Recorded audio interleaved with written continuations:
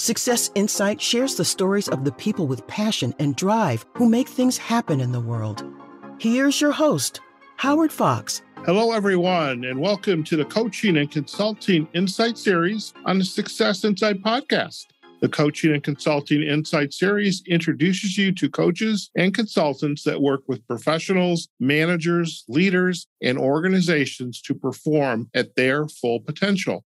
Our guest today is Jenny Toh. Jenny is a professional life coach and founder of River Life Coaching. She helps introverted female lawyers define and achieve professional success on their own terms. Jenny, welcome to the Coaching and Consulting Insight Series on the Success Insight podcast. Hi, Howard. I'm really excited to be on your show. I'm glad I made the short list to be one of your guests. Oh, man, you make it sound like this is an exclusive club. No, you're part of the exclusive club because this is a great podcast, and I hope it comes across that you're going to have a good time here. You're a part of I had a great time on this podcast club. Oh, okay. That's great. I am really excited, Howard. Fantastic. Now, for our listeners, I've kind of alluded to this in the past. Many of our guests are not actually residing in the U.S., and neither is Jenny. So, Jenny, where are you right now? I am living in Singapore. I was originally born and raised in Malaysia, and Howard, I married a Singaporean, which is why I'm here. So I've been in Singapore for close to 2 decades now. And my first career is as a practicing lawyer. I was a litigation, so a court attorney for a large number of years. And then I moved on to be a derivatives legal counsel. So that's my, what I normally lightly call it my intellectual passion. I'm not saying that coaching is not intellectual, but you know how it is, Howard, being a fellow coach. Coaching is a very holistic profession. I think it covers all aspects of your client's lives. I find that my intellectual career is in law. I still do legal consulting because I like that part of it. But my heart passion is in coaching. And like you, I am an ICF, so International Coaching Federation credential coach. I am a life coach because I believe that, you can't really separate all aspects of our life and classify it as, career, business. It's your life. So I believe in that holistic approach. That's why I went to life coaching. And on a more personal note, as you can hear from my the angle I'm going. So being a lawyer is very head-based and coaching is very heart-based. I'm a Christian, so I believe that God has put this purpose in my heart to be a life coach at this juncture in my life. It didn't come easy. God actually planted this desire in 2015, but probably that's too long a story to go into here. I ran away from it, and it was only around December 2018, the time of Christmas and reflection, that I sat down with my husband and I told him, I need to do this because I cannot shake this feeling anymore. It's too much. It actually gets to the extent that it was so uncomfortable that if I thought about coaching and I dismissed it, I really get this sense of discomfort. You were getting that angst in your stomach, so to speak. Okay, some people say it's angst. For me, it was a grief, which I have shared before with fellow peers. I didn't understand it. I didn't even start my business yet. I didn't even train as a coach yet. But the idea of I'm not going to do coaching brought about this great sense of grief. So it's like losing something that I didn't even have in the beginning. So it was so weird. Sure. That, yes, I had to challenge my intellectual rationalization and say, I got to do this. So long story short, I launched my business, Howard, at the peak of the pandemic because of walking in faith. I told God, okay, COVID is upon us. I launched it in April last year. But it's been going well. I mean, as you know, with any businesses, ups and downs. But I think right now, this year, reflecting back, I'm in a good place. But of course, I'm speaking to you in this podcast to let your listeners know that reach out to a coach. It doesn't have to be me, but if you feel like you're stuck, reach out to a coach because there are so many of us out there. But reach out to a credentialed coach, Howard. Right? There's a lot of coaches out there, and I wholly agree. A credentialed coach, whether it's the ICF, yes, EMCC, and I know there's a couple other coaching bodies. Jenny, I've got a question. You started to have this feeling that, again, grief, something's missing, something you need, however you would describe that. Was this an event? Did somebody cross your path? Where did this feeling start to bubble up from? I am curious about that.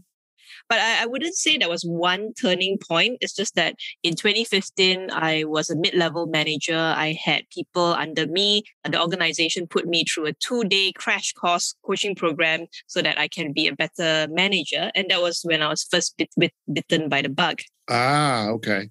So it was then that I honed my coaching skills in the workplace. But as you know, being a manager and doing coaching is different because your direct reports are very cautious with you. They know that you're going to be writing their performance evaluation, right? So it doesn't come out as transparent, and they tend to put up a front as well. So that's when it all first started. Okay. I have this innate ability to really empathize with people. And with the coaching training and now, being a coach for over 2 years, I am able to be empathetic, but at the same time, still being really centered myself, because I'm sure counselors also face the same issue. If they are too caught up in the client's situation, then they are not doing their clients a service as well.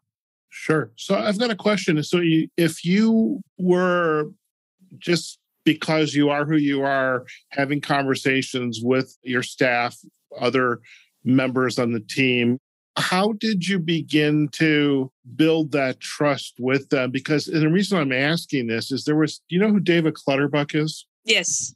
Okay, so David Clutterbuck wrote an article. I posted it up on LinkedIn a week or two ago, and he actually talked about the subject of in-house coaching, especially can a manager be a coach? I don't remember the exact title. I'll provide a link to it and put it in the show notes. And you're right. To be a manager as a coach is a very tricky dance, because at the end of the day, you're responsible for not only the work getting done, but writing up appraisals, reprimands, etc. How did you begin to chip away at that and also begin to delve into the coach training and build that, dare I say, trust with your staff to be able to coach them and them feeling like, Jenny, she cares about us? Yeah, good question, Howard. And I think the answer, when I say it, sounds so simple, but it's tough. It's just to be authentic. It's just to be who you are. So I tell my direct reports that, what are the things I can share to them, like, HR policies and things like that. And what is really, I am not able to change, because, sometimes they ask me, they want to be promoted, right? But if that it's not their time, I'm honest with them. So they're not happy, but they know that, with the conversations with me, that Jenny is always honest with a situation. If she can help, she would. And if she can't, she will tell you why. So they get that from me. And it's also consistency. So you be an authentic leader and also be consistent, so that, in a way, it's less tiring, because, you won't get caught, by saying something that's not consistent. So it sounds easy, but as all of you know, if you're in an organization, being authentic and being consistent is actually quite challenging. Sure. Yeah. I have a coaching colleague of mine here in the U.S., and he was on our podcast in the early days back in 2019, and he used this term, being truthful and kind. And I think as a manager, if you are going to have those conversations with your direct report, in order to build that trust, you have to be truthful and kind. And yeah, like you said, that perhaps they want that promotion, but as a manager, they're not ready for it. And you can share that with them, but then you can also give them a path to move forward in as you obviously have done, your availability to continue to work with them. When you went to receive more formal training as a coach, how did you decide what program to go into? And I guess I should ask, how large a presence is the coaching profession and the appreciation of it? How is it in Asia, in a country like Singapore or Malaysia for that matter? Well, okay, that's a two-pronged question. So I'll answer the first one first, which is more personal. Okay. So, Howard, I trained as a lawyer in the UK. So it was very old school, right? University-based with tutors, classrooms. So that was the type of coaching school I was looking for. And there are a lot of good coaching schools in Singapore. It's just that time I was still working full-time as a lawyer. I have 3 kids at home. So the reality of doing night classes is very challenging because of the commitment that I have to sit through classes from 7:30 to 10:30 at night. So it's really not workable because I treasure family time as well. I take good care of my family time. So then I did that brave step of exploring online. And this was before COVID, and being trained in a typical English university is very hard to break that mindset. But, so the passion to be a coach was so strong that I went online. And I found a few schools that were credentialed by ICF, and I partnered with this one school, International Coach Academy. It's based in Australia, but they have a global student base and they hold their classes on Zoom. And they proudly declare they've been doing classes on Zoom, way before COVID, I think for the past 5 years or so. And I have a great experience from that because of the global student base. And I'm still in touch with many of my peers there. So that's my own coaching journey. And it's a 18-month program. And I was so passionate about coaching, I accelerated it to less than a year when I obtained my certificate and then moved on to be credentialed. As for the acceptance of coaching in this region, Singapore, Malaysia, Hong Kong, it tends to be more career-based or executive coaching. So being a life coach, I do find it a bit challenging because people are interested, but at the same time, they tell me, Jenny, I'm at a place right now in my life that this is not an urgent thing. It can wait. And it's just getting over that mindset. Why are you putting improving your life or getting your life to a better place on hold? Whereas you wouldn't hesitate as much if it's regarding your career. So people still see career and life as two separate things. But if you really ask yourself, are they really separate? So that's one interesting area to educate people on here. Another one is when I first started going out and telling people I'm a coach, automatically I get this response, Jenny, I am fine. I don't need coaching. So I sense their hesitations or their reluctance because they confuse coaching with counseling. I think that confusion is still prevalent in the US, in some parts of the US as well. Sure. So they think that coaching is counseling, and if they are not going through some sort of trauma or hurt, they don't need coaching. So I explained to them that, yes, you need a counselor to get over an emotional hurt and pain and to heal. And after you've healed, you engage a coach to get from good to better. That's the easiest way for me to explain. And then you could see their eyes light up and some of, you could say, a little light bulb moment. Then I go back to that challenge like, okay, you sound great, Jenny, but I think for this kind of issues regarding my life, it can wait because of COVID. So many things are uncertain. And maybe thinking about the investment involved, not that, I'm very expensive, but it's a sad thing. People tend to put improving their life on hold simply because of the uncertainty. Well, it's interesting. We'll go and invest in an outfit, clothing, a camera lens, but we won't invest in ourselves to be happy and just to have somebody to talk to about our goals and desires and what we want. I'm curious, too, in Singapore, I don't want to label the entire region as one homogenous group of people because each area, Hong Kong, Malaysia, Singapore, et cetera, they have their unique culture. Yes. I've learned that from other podcast guests, by the way. Do you find that there's a different type of conversation you would have with someone, both from on a gender perspective, so there's one aspect of the question, or maybe it's age, maturity or state position in the workforce, whether they're at an entry or clerk level or whether they're in a middle management or leadership level? Are there differences at each one of those points? Howard, that is a loaded question. I'm sorry, but that's yeah, that's my job. No. Yeah, I know.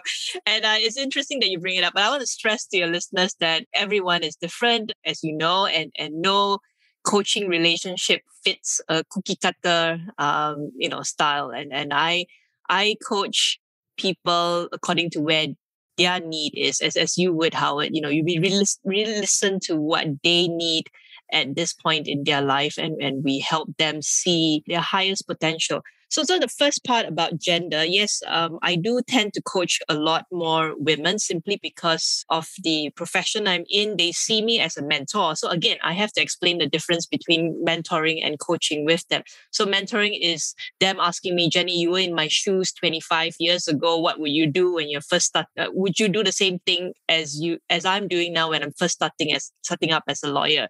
So that's mentoring. I share my advice, right? So normally I do that to build rapport in the beginning, but before we go into the proper coaching session, I will explain to them that a coach is actually being an accountability partner. What I share, what my wisdom is, may not necessarily gel with you. It's up to you to find out who you truly are and what you want to get out of your career and out of your life. So that's the distinction between mentoring and coaching. So women here, actually the working professionals in general, we're all in this very fast-paced life, climbing the corporate ladder. A bit similar like Hong Kong. I think the pace is almost equivalent now, although people tend to say that Hong Kong is even faster paced. But here in Singapore, it's pretty fast-paced. And the younger professionals, both men and women, feel this pressure, the need to prove themselves, the need to take on so much. And as a result, they don't have anything outside work. And then when they start thinking about, I want to have a relationship, then they're worried that their career suffers. So you can see this nuance tends to be felt by younger women. So I've spoken to several female lawyers who are now thinking about getting married, and they're like, Jenny, but I want partnership as well. So how do I balance that? So it seems like I have to give up one in order to get to the other. There is no easy solution. It's just who you are as a person and what you really want out of life, and your own support structure. And at the end of the day, yes, being a lawyer makes you happy, but does it mean that you want to sell your soul to the profession, which is what a lot of young lawyers are doing? They hardly have any life outside. I hope that the industry is changing, but that is something that's going on there. As for women in general, I think here is possibly working on being more assertive. I'm not saying there are no assertive women in Singapore. There are actually a lot of them, but there's still this area of why do men find it easier to find the jobs that they like, whereas for women we feel that we need to prove ourselves again and again. It could be our own mindset. It could be biases perpetuated by the hiring managers. And unfortunately, some of the hiring managers are women themselves, because those women got to where they are the hard way, the difficult way, of fighting and really proving themselves. They don't make the road easier for the younger ones coming in. So I will pause here because I could go on and on about gender bias issues, but it may be a bit too much. Yeah. So Howard. It's interesting as you were chatting with that, I was thinking to the nursing profession here in the US. And I mean, the nursing profession right now is completely overwhelmed because of COVID. And even prior to COVID, the training of nurses and it was not a very friendly place, because the folks that the nurses who have been in the profession for an entire career's worth of time, they got through all the trials and tribulations, and they were not going to make it easier for the new nurses coming on. And I don't know, culturally here in the US is the younger kids, students, nurses, professionals, they tend to want the things handed a little bit sooner and easier than the ones who felt, well, if I had to go through this, you're going to go through this. And it's hard to change that mindset. It's very hard. I'm curious. So now in your LinkedIn profile, you mentioned a lot about introversion. And you actually have a great quote, which I love, by the way, at the bottom of your About section. Quiet is might, solitude is strength, introversion is power, by Lori Helgo, I believe, author of the Introvert Power. And as an introvert myself, I'm curious about this idea of Jenny Toh, the introvert, and how has that served you, or perhaps perhaps been an unintentional roadblock, or because you clearly have overcome it? I mean, you're successful on the legal side. You're building a robust coaching practice, and even though our cameras are off because we're saving bandwidth, I mean, you're somebody that's very easy to talk to, and unfortunately, people think introverts, well, they just don't want to be around people, which is couldn't be farther from the case. But how has the introversion affected your career, on the legal side, but also how is it helping you navigate some of the areas you're going to go into and support your clients with on the coaching side? Well, I think the misconception that most people have, like what you've touched on just now, is that introverts are antisocial. We don't like people. And another one is that we're shy. So, Howard, I was very shy when I was a child. And of course, I didn't know what introvert was then. So, being introverted and being shy, really, I guess as a child, I felt awkward in big classrooms with a lot of rowdy kids. As you know, so there's always those kids who are talking a lot. I tend to have this close-knit group of friends, quieter, not that some of them are extroverts, but I tend to thrive better in smaller groups rather than, going up to the classroom and giving a presentation. So moving on to being a lawyer, I think one of the challenge is really putting myself out there, and I'm a court attorney, so I really have to be out there presenting my case. And I love it because it's intellectually challenging, and I love searching for that solution. And also my legal training has taught me to see the worst possible case scenario and how to address every worst case scenario. So I really find that exciting. At the same time, after a long day in court and the lawyers tend to hang out either for drinks or they go out for coffee, I find that I need to go away to be by myself. And maybe that sort of shows that, oh, Jenny's a bit antisocial. And I didn't understand that. And I felt bad about it. But as I developed myself and did more research on introversion, I realized that introversion means that you get your energy from within. You need that downtime to reflect and to just be with yourself and to quieten down yourself and sort of like analyze how your day went or how that particular incident went. Whereas for extroverts in a party, you really get excited. But after the party ends, you want to hang out with 2-3 friends. I'm not saying that extroverts need to be with hundreds of people all the time, but they want that conversation going with 2-3 close friends, and then it carries on. So I have a friend who said, she loves dinner parties because after that she will hang out with 2 girlfriends to carry on the conversation. Whereas I'll tell her that I really enjoyed myself, but I need to go back home now. So that's the difference of it. So when I coach clients who are introverts, they may not know. Some of them are aware that they're introverts and they see that as a roadblock, like what you say, Howard. They say, I can't be considered for that promotion as opposed to Thomas because he's an extrovert, I'm an introvert. So I make them question themselves. Is it true that the introversion is the only reason that you're holding back? What are your strengths? And how do you get to this role in the first place? And when they start talking about their strengths, their capabilities, then they realize that it's just their own mindset that because I'm an introvert, I'm not being considered. But in this day and age, because we're all working from home and not being physically interacting with each other, being visible is a very common topic that comes up from my coaching clients. They will say, I'm an introvert, Jenny. My boss says I need to be more visible. What do I do? So that's like the trend of that happening. Yeah. Sure. So let's talk a little bit about your business, River Life Coaching.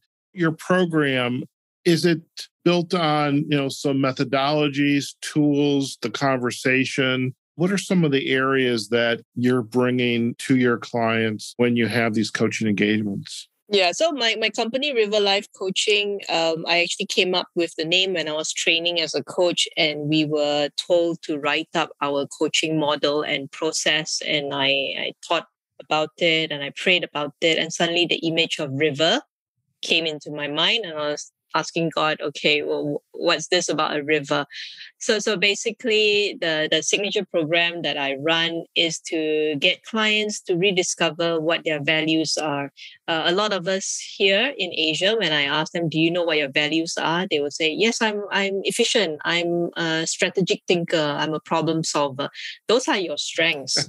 But You're right. yeah, it's not your values. Then when I share that my value is just honesty, it's just a simple word. They're quite surprised. They're like, "Oh, is that a value?" Then it comes up for them that, oh, their values. What are the simple words that you identify with? And then if you take those words away from your life as it is, how would that feel? If they say, "No, I cannot imagine my life without this," let's just say this idea of teamwork. Some people really collaborate very, very well. If you say that my life doesn't have the word teamwork in it, how does that look? If they get really uncomfortable, that is something they hold on to. It could be as simple as love. So people feel like, oh, okay, isn't this kind of things a bit soft, a bit woo woo, as opposed to the corporate world where I need to say, I'm efficient and all those kind of more professional traits. But my program, I take them to really discover what their values are and how those values have showed up in their lives, both personally and professionally. And then from there, we work on the goals that they want to achieve. So if on a professional front, if their values are not aligned with their goals, they will find that that's why it's so hard going. That's why it feels more like a struggle, a push. And how do you make it easier? So the analogy of the river comes. How is your river flowing? Is it flowing, peacefully and calmly, or are you hitting the rocks all the time, or does it meander all the way? Ultimately, bringing my clients to the river delta, where that is their higher purpose, their higher goal. So there are tools that I use along the way, but the methodology is to see your life as a river and how it flows. I love that, by the way. And for our listeners, as you all know, I do my research before my calls. And as I was reviewing Jenny's website, I was thinking, man, I love these pictures. I mean, they were so calming. And it's like, so I was excited to kind of hear more about how this metaphor of the river came about. Now, you're also a prolific blogger. And so tell us more about that. Oh, I love to write. And being an introvert, Harvard, I'm sure you know that, that's why when I asked you at the beginning of this podcast, Howard, we don't need to turn the video on, right? Although we did just to see each other. So that's my way of sharing my voice out there. And I do it as you can, if you've read some of my blogs, it is personal because I share my life experience, and I have 3 kids, and a lot of the lessons I learn are from them. So it's amazing, how they keep me honest, because my value is honesty, right? So that really energizes me because what they say keeps me honest. So I write, and the Jenny that you read about in the blogs, my thoughts, that's me. And that's how I show up authentically. I have people who say, "Oh, Jenny, you should, put yourself out more," and which is why I'm stepping out of the comfort zone to be a podcast guest. And I do enjoy talking about my work, and I am passionate about helping people see that you don't have to keep your values inside and hide them. Just find ways to align whatever you're doing in life with your values, and you find that you're more impactful, and yes, you're more joyful along the way. Sure. As you look back at your career and, growing up, just going to school, and what you have achieved and where you're at today, what would you tell your younger self? I tend to worry a lot. And I am much better now. I'm much better now. But I remember in my younger days, I really did worry a lot. And like I said earlier, I tend to analyze the worst case scenarios. And if I cannot find something to counter that worst case scenario, it adds on to my worry and anxiety. So I know if I could tell my younger self, my 15 years younger than who I am right now, it's like, don't sweat the small stuff. Everything will work out in the end. It may not work out the way you wanted, but it will work out. Good. Yeah. Now, as a coach and going through coach training, and I have no doubt, I think I'm safe to say, you're just a consummate learner. You like to read, to learn absorb and figure out how can this, as a good introvert, how can I use this information, and make a difference with it? Who are some of the major thinkers that have inspired you and in this profession now as a professional coach? I like listening to Marsha Reynolds because I find that she really goes into the deeper levels of coaching. So I'm a big fan of hers. But again, I remind myself I'm no Marsha Reynolds and I don't aspire to be one because we all bring our authentic selves when we coach. And that's why clients resonate with us. They don't come to me because they want, a Howard Fox. They come to me because they want a Jenny Toh. And likewise, it's the same for your clients as well. Sure. We, it's funny you mentioned Marsha Reynolds. She's going to be speaking to the San Diego Professional Coaches Alliance next month. We meet the second Monday every month. So I'll send you a link if you'd like to be my guest. It's early in the morning, but she'll be there. I know it's probably the timing, right? Let me see how that goes. But I really appreciate it. I mean, ICF is great, and WebEx as well. She's just always there, and I always follow her. I subscribe to a newsletter. So yes, now I'm a fan. Oh yeah, I don't stalk her, but yeah, I'm a fan. Yeah, but with all the great thinkers out there, like you said, I read their articles, I listen to what they say, and I learn from what touches me. So it's impossible to learn everything, right? We go crazy. I mean, at one point in time when I finished my coach training, I was thinking, oh, what's next? It's almost like you enjoy learning so much, you want to learn some more, right? But that's like chasing the shiny, bright objects. Yes. And I had to stop myself and say, okay, you need time to find out who you are as a coach before you sign up for another specialization. And I think a lot of coaches go through this. So if your listeners who are also coaches, it's fine to explore areas of growth and all that, but take that time to learn about yourself as a person and as a coach, because I went through that and I literally stopped myself from saying, okay, Jenny, you're not going to sign up for anything else now. You need to give yourself a year to really discover who you are as a coach and as a person. I love that. And I know the shiny object and, I know a couple coaches. I mean, it's like they collect certifications every year, but it is what it is. Nothing wrong with that if you have a plan, but just don't get swept away with it. There's so many good things out there, but right. Just be proud of who you are as who you are. Of course, that's wise, very wise. So, Jenny, before we kind of close down the podcast today, the interview. And I've kind of alluded to a little bit of this. I mean, you shared, Marsha Reynolds is somebody whose work that you are passionate about.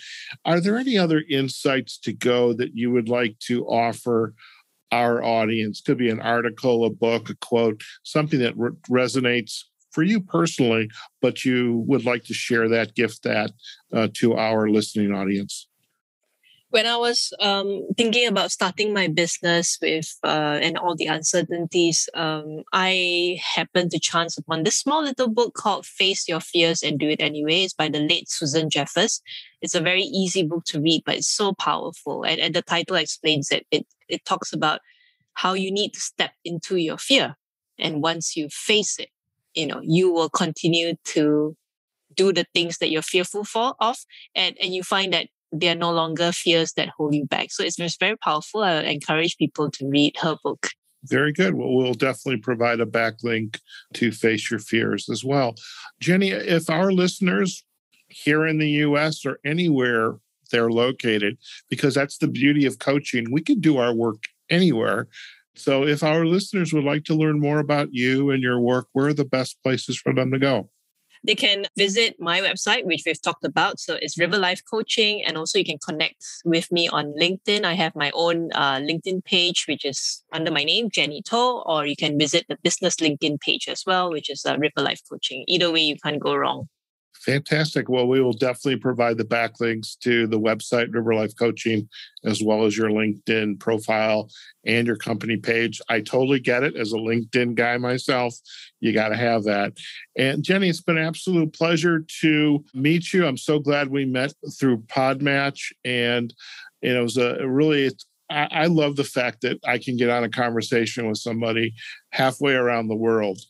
and, just kind of learn about their work and what they're doing, and a lot of great insights. And it's, hearing about your passion. And it's a pleasure to introduce you to our audience. Thank you so much. Well, thank you, Howard, for having me. And it's been a great conversation, and I love the things that you share as well. Fantastic. All right, folks, we have just been chatting with Jenny Toh. She is halfway around the world in Singapore. Actually, before I even finish this, Jenny, what time is it right now? Right now it's 8:45 in the morning on a Saturday. On a Saturday. Okay, so I was kind of right time zone wise. It's about, I was thinking 12 to 15 hour difference. Yes. So so you're having your cup of tea in the morning, having a nice conversation with me. So thank you again. All right. So folks, Jenny Toh, she's joined her Saturday morning, start of the weekend in Singapore. And, we already know she's, as a mom, has a husband, and has a lot to do to get done on a weekends, but I'm sure she's going to take some time just to breathe a little bit and take care of herself. And that's the beauty of this coaching profession, is it's not always about the career. It's about ourselves doing what's right for us, and really in some ways just stopping and seeing where that river takes us, and enjoy the sound of it, and enjoy the peacefulness of being around the river. And that's why I love, Jenny's website, and which I do want to encourage you to go out and visit, riverlifecoaching.com, and learn more about Jenny and her work. You can also find her on LinkedIn, her profile page, as well as her company page, and we'll provide the backlinks to it. So we hope you enjoyed today's podcast. We would love if you would let us know what you thought. So whether you visit us on our website, successinsightpodcast.com.